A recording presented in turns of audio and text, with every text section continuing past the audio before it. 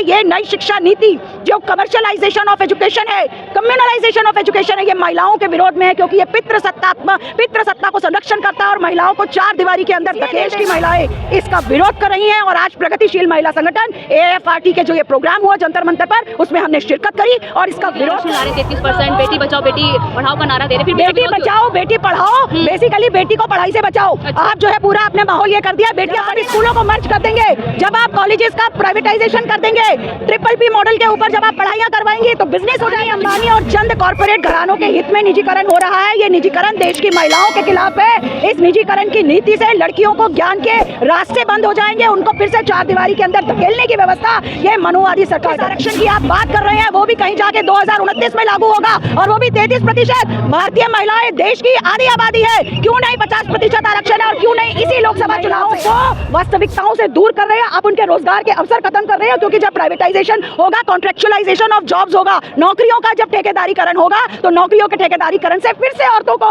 क्योंकि पहले ही उनको माना जाता है, पहली लड़कियों को बहुत हिम्मत करनी पड़ती है घर से निकल के नौकरी करने की सुरक्षा होगी। जब ना नौकरियों में पैसे की गारंटी होगी तो फिर यही कहा जाएगा कि नौकरी छोड़ो, घर बैठो। पितृसत्ता जो है यही कहेगी कि बच्चों को संभालिए, यही आपका काम है। यही मनुस्मृति कहती है कि पति की सेवा करना, परिवार को संभालना यही आपका काम है। और यही मोदी सरकार की नीति अभी देश में बेरोजगारी है, देश में महिलाओं के ऊपर इतनी हिंसा हो रही है, देश में महिलाओं को शिक्षा नहीं है, देश के लोग रोजगार की तलाश में भटक रहे हैं। इनके अपने आंकड़े कह रहे हैं बेरोजगारों की संख्या। महिलाएं क्या करने वाली हैं? 24 के चुनाव में महिलाओं को समझ आ रहा है कि ये केवल मनुवादी सोच थोपने वाले हैं और 24 के चुनाव में महिलाएं जो है मोदी सरकार को निश्चित तौर पर एक सबक सिखाएंगी कि आपकी ये पितृसत्तात्मक मनुवादी सोच की नीतियां हमें स्वीकार नहीं है और आपको महिलाएं जो है मोदी सरकार को निश्चित तौर पर मात देंगी।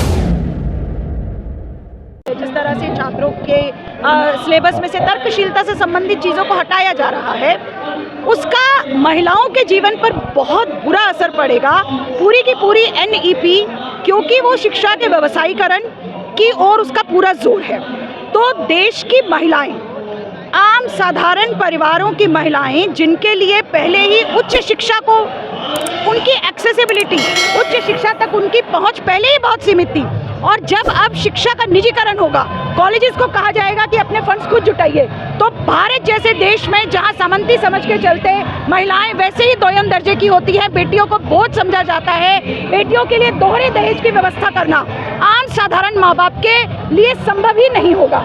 और जिस तरह से ऑनलाइन शिक्षा के ऊपर NEP में बहुत जोर है, तो हम देखते हैं कि ऑनलाइन यानी अगर आपके पास डिवाइस है, पहली बात तो ये है कि आम साधारण परिवारों में कितनी लड़कियों के पास डिवाइस होगी। आज जो है अगर आपके पास डाटा नहीं है तो आपकी तो कॉलिंग फैसिलिटी भी खत्म हो जाती है। डाटा कहाँ से आएगा जब जिन परिवारों में, अगर हम दिल्ली शहर की भी बात करें, 8-10 हज़ार रुपये महीना एक फैक्ट्री वर्कर कमा रहा है या महिलाएं कमा रही हैं, वो अपने बच्चों को स्मार्टफोन दे करके कैसे ऑनलाइन एजुकेशन की व्यवस्था करेंगी। दूसरी बात, सामंती शिक्षा, सामंती समझदारी होने के नाते परिवार के अंदर ये माना जाएगा कि अगर ऑनलाइन एजुकेशन घर पे हो रही है तो बेटर है कि लड़कियां घर का काम करें, ना कि शिक्षा के ऊपर ध्यान दें। दूसरा सवाल, जिस तरीके से ये जो पूरा 4 इयर्स अंडर ग्रेजुएट प्रोग्राम है, वो देखने में बहुत अच्छा लग रहा है कि पहले साल के बाद सर्टिफिकेट, दूसरे के बाद डिप्लोमा और 4 साल के बाद डिग्री। एक्चुअली ये स्कूल को, कॉलेज को बीच में ही ड्रॉप करने को वैध बना रहा है। लड़कियों के लिए बहुत मुश्किल होगा कि 1 साल, चलो भाई अब सर्टिफिकेट आ गया है, चलो सर्टिफिकेट के बाद आप 4 साल बाद पढ़ाई कर लेना। कितनी बार ऐसा होगा कि लड़कियां पढ़ाई को बीच में छोड़ के फिर से वो एजुकेशन में अपने आप को एनरोल कर सकेंगी। इसलिए ये नई शिक्षा नीति जो कमर्शियलाइजेशन ऑफ एजुकेशन है, कम्युनलाइजेशन ऑफ एजुकेशन है, ये महिलाओं के विरोध में है, क्योंकि ये पितृसत्ता को संरक्षण करता है और महिलाओं को चार दीवारी के अंदर धकेल देगा। इसलिए देश की महिलाएं इसका विरोध कर रही हैं और आज प्रगतिशील महिला संगठन AAFRT के जो ये प्रोग्राम हुआ जंतर मंतर पर, उसमें हमने शिरकत करी और इसका विरोध करेंगे। सरकारों का काम है जन विरोधी नीतियां लाना, महिलाओं का, जनता का काम है। सरकार इतना काम कर रही है, मोदी जी आरक्षण ला रहे हैं, 33% बेटी बचाओ बेटी पढ़ाओ का नारा दे रहे, फिर बेटी बचाओ बेटी पढ़ाओ, बेसिकली बेटी को पढ़ाई से बचाओ। आप जो है पूरा अपने माहौल ये कर दिया, बेटियां पढ़ ही ना सके। जब आप स्कूलों को मर्ज कर देंगे, जब आप कॉलेजेस का प्राइवेटाइजेशन कर देंगे, PPP मॉडल के ऊपर जब आप पढ़ाइयां करवाएंगे तो बिजनेस हो जाएगा। निजीकरण वो राष्ट्रहित के लिए, देश हित के लिए किया जा रहा है ना। देश हित नहीं, अदानी, अंबानी और चंद कॉर्पोरेट घरानों के हित में निजीकरण हो रहा है। ये निजीकरण देश की महिलाओं के खिलाफ है। इस निजीकरण की नीति से लड़कियों को ज्ञान के रास्ते बंद हो जाएंगे, उनको फिर से चार दीवारी के अंदर धकेलने की व्यवस्था ये मनुवादी सरकार कर रही है। और वो तो सबका साथ सबका विकास कर रहे हैं ना, द्रौपदी मुर्मू को राष्ट्रपति बनाया, और क्या चाहिए आपको? बिल्कुल, सबका साथ सबका विकास उनके लिए मतलब ये है कि केवल अदानी अंबानी कॉरपोरेट घरानों का विकास, कभी कभी एक आध पद के ऊपर कुछ महिलाओं को स्थापित कर देने से आम साधारण महिला जनता का जीवन नहीं सुधरेगा, चाहे वो राष्ट्रपति पद पर बैठ जाए, चाहे किसी और पद पर। और अभी भी जिस आरक्षण की आप बात कर रहे हैं वो भी कहीं जाके 2029 में लागू होगा, और वो भी 33%। भारतीय महिलाएं देश की आधी आबादी है, क्यों नहीं 50% आरक्षण है, और क्यों नहीं इसी लोकसभा चुनाव से है। इसलिए ये मोदी सरकार का ढकोसला है। अभी और आपने अंतरिम बजट देखा होगा, उसमें महिलाओं को लखपति बनाने की बात भी रखी गई है। देखिए, ये जिस तरीके से आप सेल्फ हेल्प ग्रुप और लखपति दीदी बनाने की बात कर रहे हैं, मूल बात यह है कि जब आप उनको शिक्षा से दूर कर देंगे, जब आप महिलाओं के लिए शिक्षा एक माध्यम होता है, अपने आप को ज्ञान हासिल करके काबिल बना करके आप टेक्नोलॉजी से अपने आप को काबिल बनाते हैं, और ये जो आप जिस तरह के सेल्फ हेल्प ग्रुप्स के अंदर आप ये कर्जा देने की जो बात कर रहे हैं, ये असल में आप महिलाओं को वास्तविकताओं से दूर कर रहे हैं, आप उनके रोजगार के अवसर खत्म कर रहे हैं। क्योंकि जब प्राइवेटाइजेशन होगा, कॉन्ट्रेक्चुअलाइजेशन ऑफ जॉब्स होगा,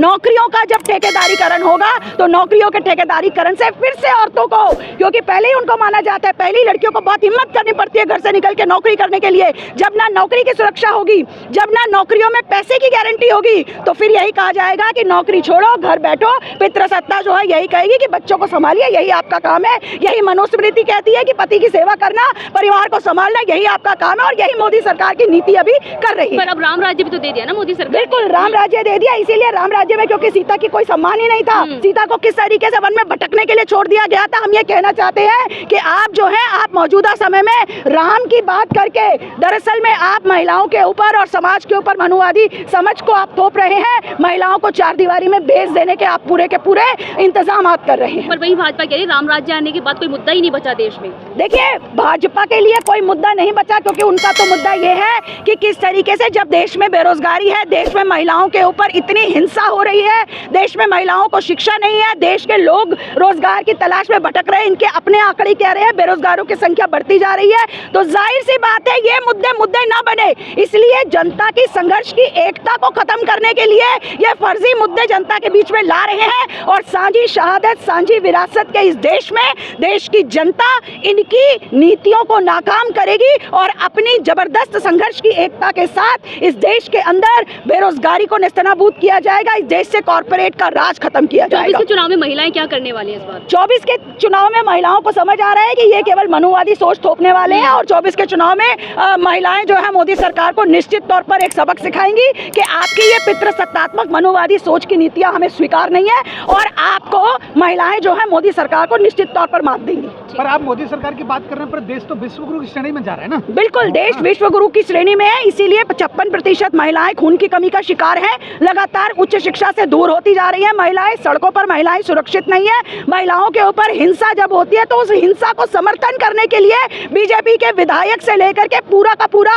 अमला जो है उत्पीड़कों के साथ होता है। हाल ही में ब्रिजभूषण शरण सिंह के मामले में हमने अच्छी तरह से देख लिया है कि किस तरीके से बाहुबली का समर्थन करने के लिए पूरा सरकारी अमला साथ में खड़ा हो जाता है। पर उनको तो बिल्कुल निष्पक्ष दिल्ली पुलिस ने कोई वो भी नहीं किया, हटा दिया उनको, तो हटा दिया ना। कहाँ, कौन से पद से हटा दिया, कौन से पद से हटा दिया? केंद्र सरकार ने किस तरीके से जनता के दबाव में आकर के, और वो भी हम देख रहे हैं किस तरीके से कुश्ती, अभी भी वो संजय सिंह जो है वो गेम्स करा रहे हैं, वो सर्टिफिकेट बांट रहे हैं लोगों के विरोध के बावजूद। तो ये कैसे हो रहा है? एक तरफ आप कहते हैं उनकी पावर्स खत्म कर दी, एक तरफ आप उनको सब कुछ करने देते हैं, और जो कुछ भी सरकार थोड़े बहुत जनपक्षीय कदम भी उठा रही है वो केवल जनता के संघर्षों की बदौलत ही उठा रही है।